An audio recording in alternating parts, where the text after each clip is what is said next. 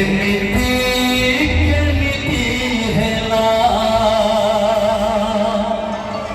You. मैं चाहता हूँ ये मेरा बेटा है और इनके लिए आप सभी लोग थोड़ा आशीर्वाद के साथ ताली बजाएंगे तो ये जीवन में कुछ करेगा। थैंक यू किटू, तो आगे बैठ जा और मामा के पास बैठ जा। और मैं टाइम नहीं लेना चाहूँगा, वैसे टाइम भी हो गया ना। और